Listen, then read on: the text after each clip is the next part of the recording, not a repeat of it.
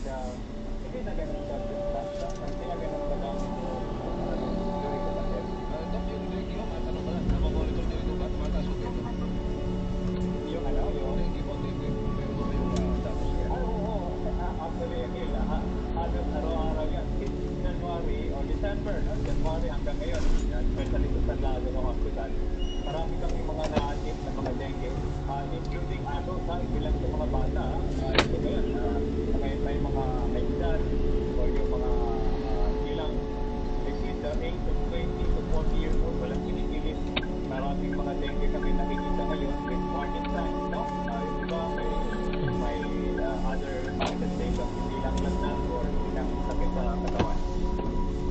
Okay, ingat-ingat na lang siguro, Dok, ano, sa ating lahat. Salamat po sa impormasyon nyo, doktor, ha? At kami mga nangangapa rito, malaking tulong mo, nakakarinig kami ng ganyan mga payo mula sa inyo. Yes, Emil. Thank you, Kathy and Emil. Have a blessed weekend, sir. Thank you, Sir Bishop. Maraming salamat po, Dr. Ron Jean Solante, infectious disease expert. Mga kapuso, dyan na po kayo magbabalik. Oras na 7:48 na po. Tayo yung radyo na. Labanan ng fake news. Sabat? Totoo?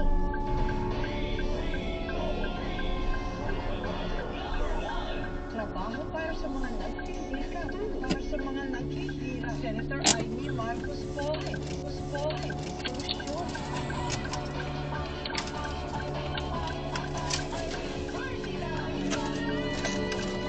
This is a prison basement. Ang hirap po ng buhay ngayon. Kaya dapat maging maingat at mapanuri sa mga binibiling essentials tulad po ng gamot. Para makasiguro ang dekalidad ng gamot, mag-umay ang magtanong, sino ang gumawa ng gamot? Kilala ba yung kumpanyang gumawa po nito? Dumaan ba ito sa mga quality checks na kailangan para masiguro na ligtas ang gamot? Sa bawat karamdaman, gusto natin na gumaling tayo kaagad. Kaya importanteng siguraduhin dekalidad ang iinumin na gamot. Huwag may magtanong sa doktor at butika para malaman kung ano ang abot kaya at dekalidad na gamot. Hanapin ang gamot na siguradong dumaan sa quality check. Hanapin ang check ng RightMed. If symptoms persist, consult your doctor. Walang duda, tinag ang ating samahan. Nuwela DCWB number 1 AM station. Barangay LS 97.1 number 1 FM station. Number 1 yung mapagkakatiwalaan. Maraming salamat mga kapuso. Mga kapuso, maaari nyo nang mapanood at mapakinggan ang Suma sa Puso sa aming official YouTube channel at sa Spotify. Hanapin ang Super Radio DZBB sa YouTube at mag-subscribe. Sa Spotify, hanapin ang DZBB Suma sa Puso para mapakinggan ang iba't ibang kwento ng buhay sa Suma sa Puso. Trabaho para sa mga nagsisika, para sa mga nakikira. Senator Amy Marcos Poe, diskusyon.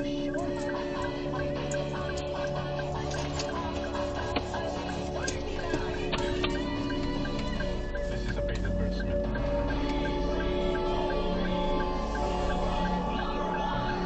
Ito ang super balita sa umaga. Walang plano si Vice President Sara Duterte na mag-video sa pwesto kasunod ng pag-impeach sa kanya ng Kamara. Ayon sa Vice, matagal na nilang pinaghahandaan ang impeachment laban sa kanya. I-anunsyo umano ang plano ito noong 2023. Nitong nag-impeach ng Kamara ang Vice Presidente matapos pumirma ang 215 kongresista sa reklamo. Do I feel betrayed? Actually, ma'am, wala akong feeling about kasi kung napapansin nyo, wala naman kasi talaga akong barkada ng politiko. I don't join their circle. But we are friends. Kaya siguro, ganyan din siguro kadali sa kanila mag-desisyon about the impeachment. But I'm okay. Alam nyo, mas masakit pa maiwanan ng boyfriend o girlfriend kesa ma-impeach ka ng House of Representatives. Ang tinig ni Vice President Sara Duterte, wala namang plano ang pangalawang pangulo na humarap sa impeachment trial na posibleng masimulan sa pagbabalik sesyon ng Kongreso sa Hunyo. Pwede namang hindi sila i-understand, pwede naman. Kasi makaka-interesting lang sila lahat sa presence ko doon. Ang tinig ni Vice President Sara Duterte, hindi muna tinukoy ni VP Duterte kung sino ang kanyang magiging defense team. Una nang sinabi ng kanyang ama. May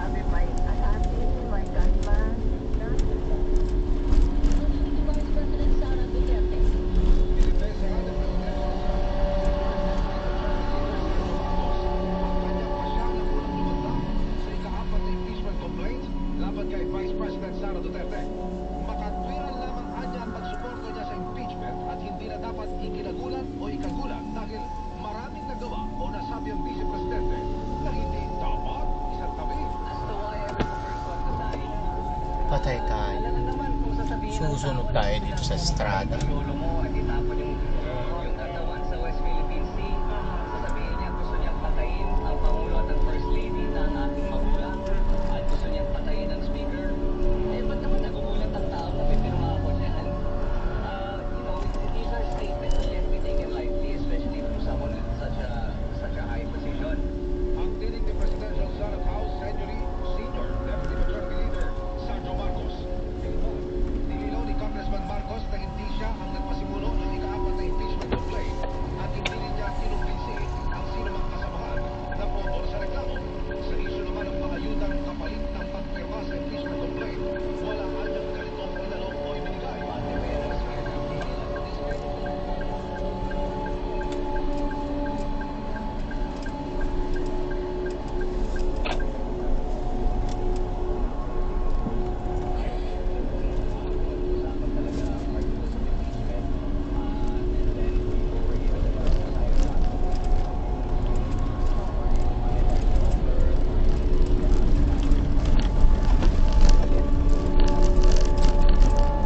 Hello po. Palaan po.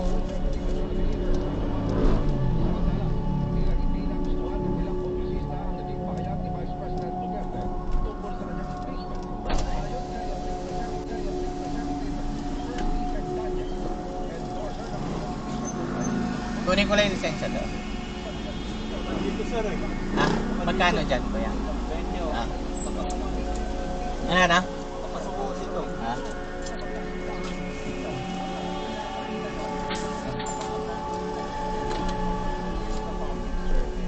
Kung gano'n hindi na pinapahalagaan ang mandato ng taong bayan at yung ating mga democratic processes.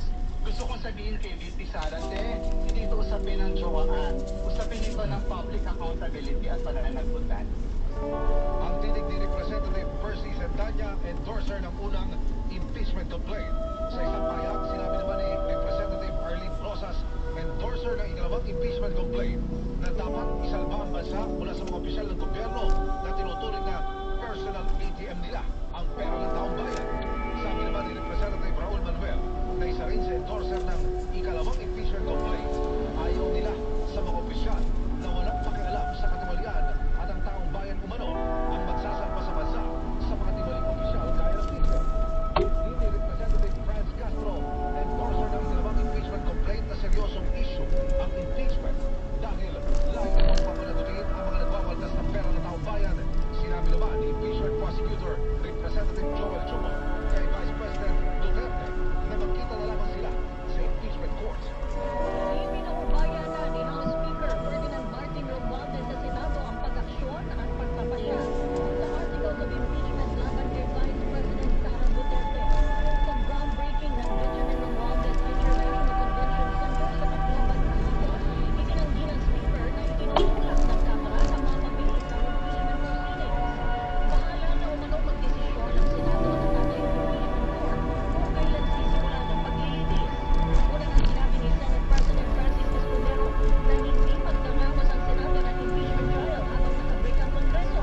Pero ayon naman kay Pangulong Ferdinand Marcos Jr., handa siyang magpatawag ng special session. Tigas talaga ng ulo nito. Ang master ship ay yung pinakamalaking barko ng China Coast Guard. Ayon sa Philippine Coast Guard, pinalitan ng dambuhalang CCG vessel 5901 ang isa pang barko ng China. Ito yung CCG 3304. Iginit naman ang PCG na patuloy nilang kinukumpronta ang mga barko ng China. Binigyan din ni Commodore J. Tariela na kapagsalita ng PCG para sa West Philippine Sea na hindi kakdak ang kakulangan ng assets para bantayan ang mga dagat na sakop sa bansa. Una lang sinabi ni Pangulong Bongbong Marcos na walang kakailan ng Pilipinas na palisin ang mga barko ng China. Naniniwala si Tariela na ang bayan ng Pangulo ay paalala lang sa mga mabatas na gumawa ng mga batas na susuporta sa PCG modernization. Ang super balita sa umaga. Sabay niyo po mga kapuso ang isang oras ng pinakamalalaking mga balita. Ako po Palengke. ang Flatty ng Gabriel. Palengking Bambang. Walang kinikilig ang Pilipinas. Walang pinoprotektahan.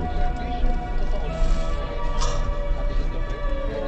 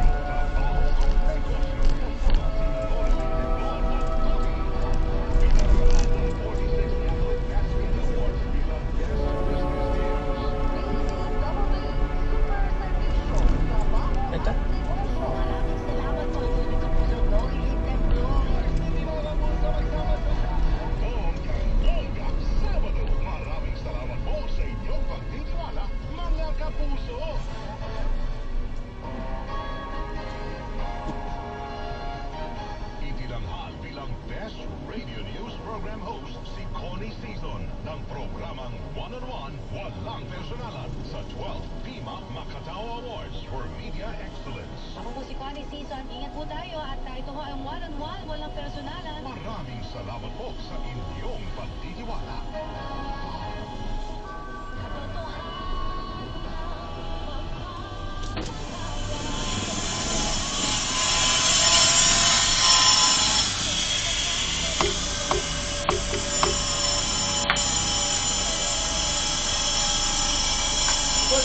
Tumawid ka. Alin? Tumawid ka sa kabila. Hindi, may pinunta lang ako sa 1C. Sa 1C lang. Doon sa may clubhouse.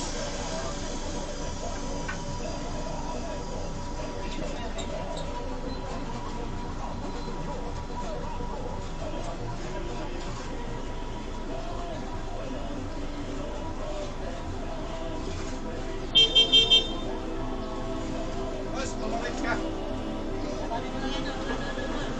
Tolong, tumawid ka. Kabilang corner.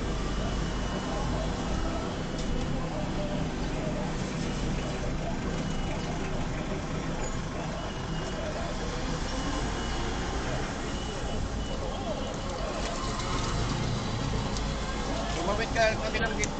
Gradyo. Kabilang gate, tumawid ka. 20. Hindi ko matid. Hindi. Nagradyo doon kabila. Oo. Tumawid ko no. Tumawid ko ng kulay puting kutsi. Oo. Mayroong karpas. Mayroong kaya bayad. Pag dumaan lang bumalik. Pagbalik, magbabayad. mayroong bayad.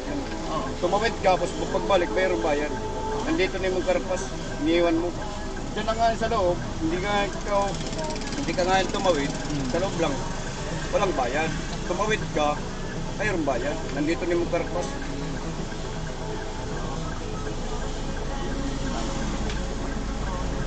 Paano ba kuya? Oo, mayroong bayad. Oo, mayroong bayad.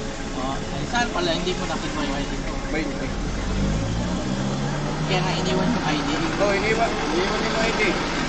Tumawid ka, bumalik, mayroong bayad. Sinigil na ako doon. Wala ka man siningil ko. Wala ka doon kabilang singilan, hindi mo karpas nandito. Oo, sinigil nga ako doon. Oo, nandito mo na yung makuhan, nandito mo yung ID. Hindi ka doon sa singilin, dito ka sa singilin. Ano, pero sinigil na ako doon pagpasok. Wala ka makukuhan, wala ka bumigay. Doon sa kabilang gate. Oo, wala ka bumigay. Hindi ko nagbigay ito. Sinigil na ako.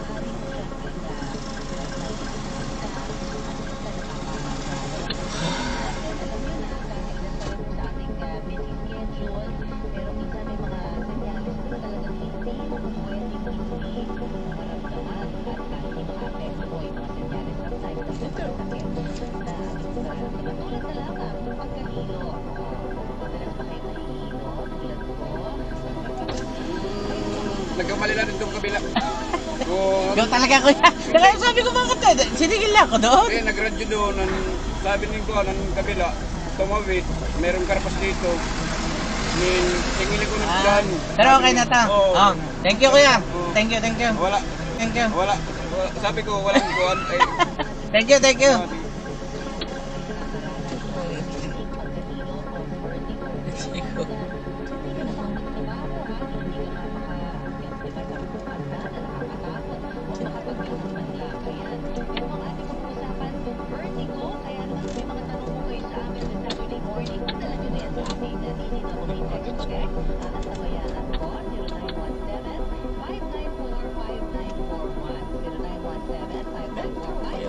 Ang ating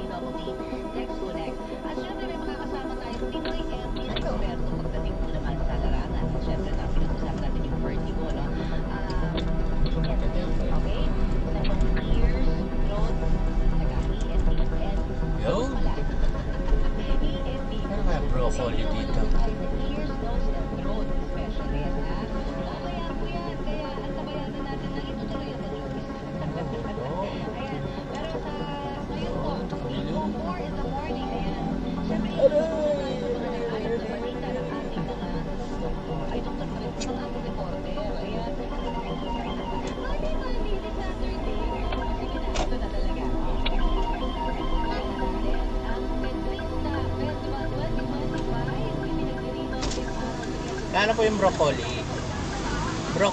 Broccoli.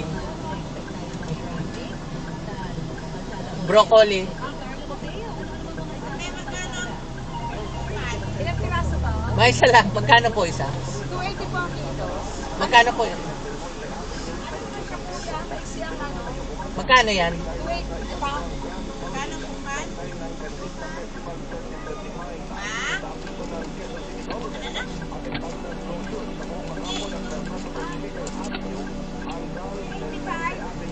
Sige.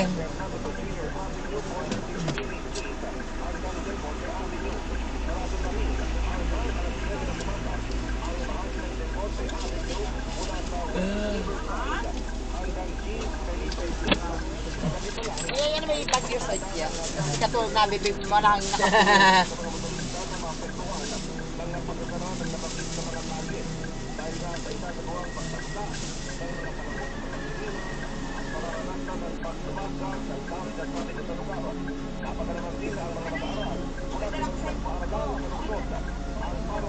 nakita ko kasi naghahanapin ko. Salamat.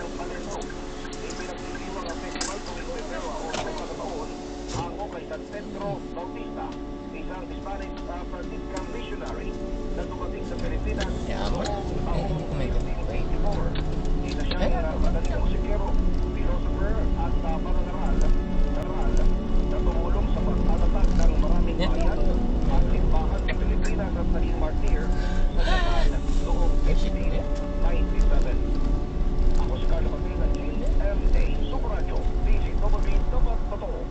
Alright, maraming salamat. Ito naman, puntahan natin ang tungkol sa rehabilitasyon ng mga nasirang kalsada at upgrade ng kasalukuyang drainage system sa Bonifacio Drive, northbound lane sa Maynila.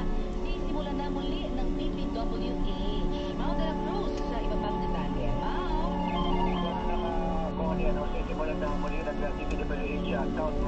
Daming ano dito sa Dominica. Nag-enroll siguro for the next school year.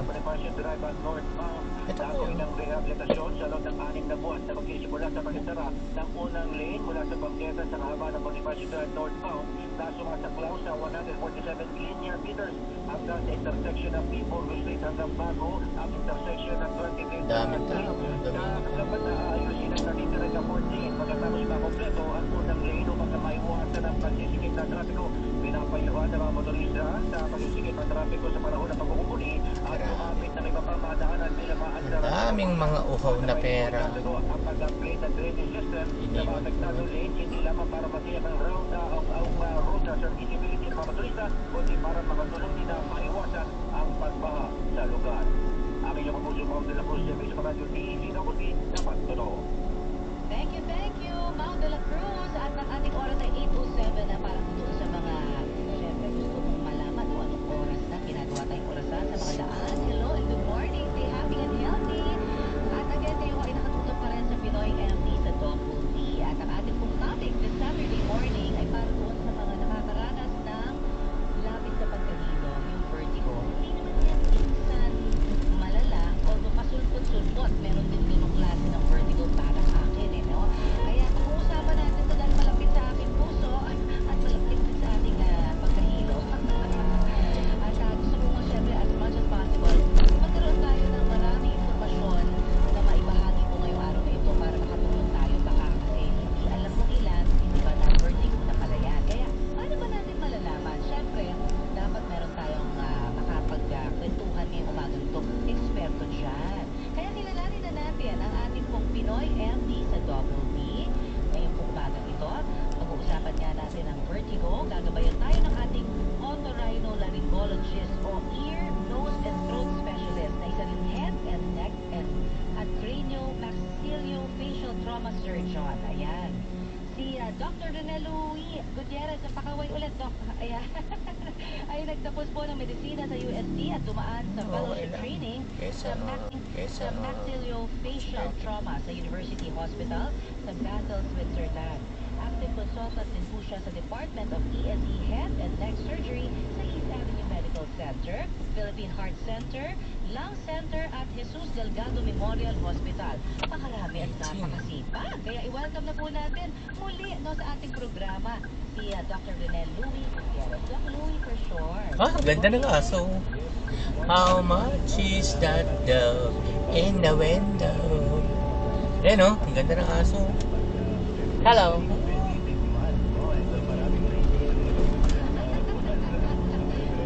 Nahihirap sa kakahanap ng, ng mate, yun ba? Pero ngayon, Doc Louie, ito na nga kasi sabi ko nga, napakahirap talaga isipin, na meron talagang mga kondisyon, di ba, na nararamdaman Yabang. natin, so, pinagwawalang bahala natin, minsan hindi mo na talaga pwedeng, to mag-step aside dahil hindi ka na maka-function normally. At yan, katulad po ng mga nararanasan ng mga may vertigo, ayan. Kaya naman, gusto ko malaman mula sa inyo mismo, Doc. Pag sinabi natin vertigo, paano ba natin yan nakukuha? At ano ba yan? Ayan, sige nga kayo na mag-explain sa ating mga nakikinig at mga nanonood ngayon. Sige, ang vertigo kasi o yung pagkahilo, na dizziness minsan na-interchange yan. Ay ang pag-ikot ng paligid, kaya naman nagkakaroon siya ng imbalance, yung sense na parang hindi siya mapalagay. Ayun, ang vertigo, merong central cause at saka peripheral causes. Kapag sinabi natin central causes, may kinalaman dito ang ating brain o ang ating utak. Kaya magkano?